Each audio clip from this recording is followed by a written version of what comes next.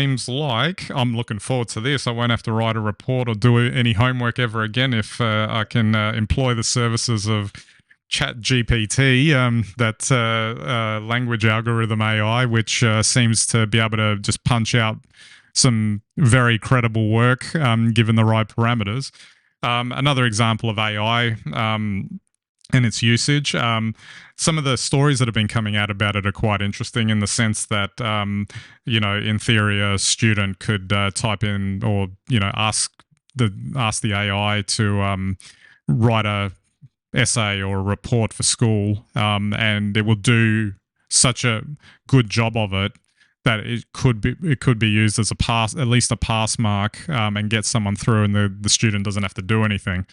So I find that fascinating. On the one hand, the technology is amazing that it can do that, but at the same time, I don't. This is just me, maybe, but I didn't necessarily foresee.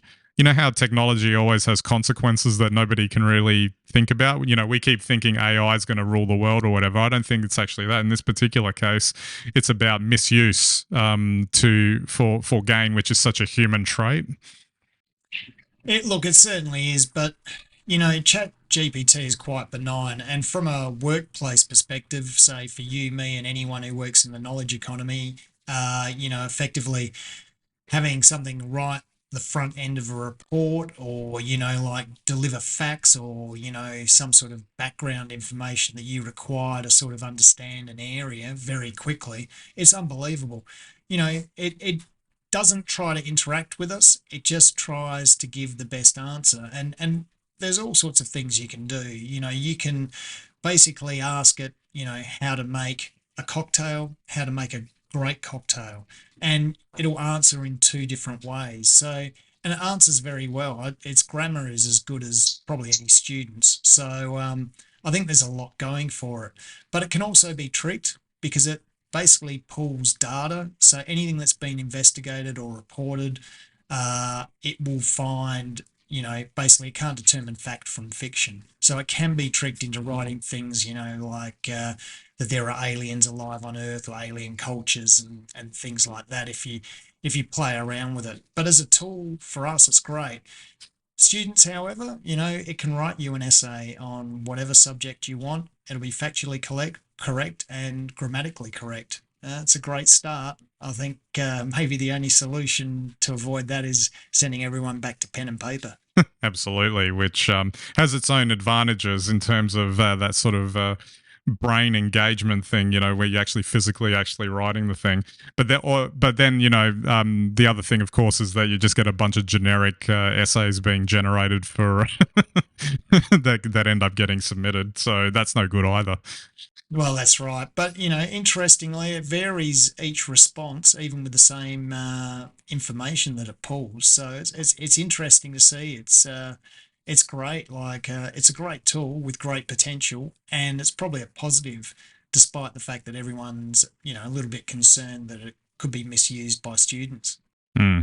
One thing I did want to point out, just on the AI front, is this idea: can the AI become nefarious at in different later stages, newer versions of it or whatever? And I think it was Neil deGrasse Tyson who actually gave a really good answer to this, which was he wasn't terribly concerned with what ChatGPT could do from a nefarious point of view, and the reason why is because it's seems like it's magic what it's doing, but what it's actually doing is really sourcing a massive, massive data set that no human brain could ever, compute on its own, and then uses all of that data to create the answers that it's creating. But that doesn't necessarily mean that it's actually showing any initiative to create the answer, like a new answer, a new type of interpretation, like that sort of thing, in the sense that it's Well, it's not decision making AI. exactly, yeah. So in that sense, look, it may be that it gets to that point at some far-flung point in the future, but this is not, even though it looks amazing and it is an amazing tool, it is kind of doing a simple thing, but on a grand scale. I guess that might be the best way to put it. And that's kind of why it looks like it's magical. Look, absolutely. I'd recommend that everyone have a play around with it if they log on and have a go. But it won't predict anything. So you can ask it what's the future for stocks this year, or you can ask it, should I do this? It's not going to give you a decision. It might give you background on information that will help you make a decision, but it won't. It doesn't do anything that's truly controversial. Absolutely, absolutely.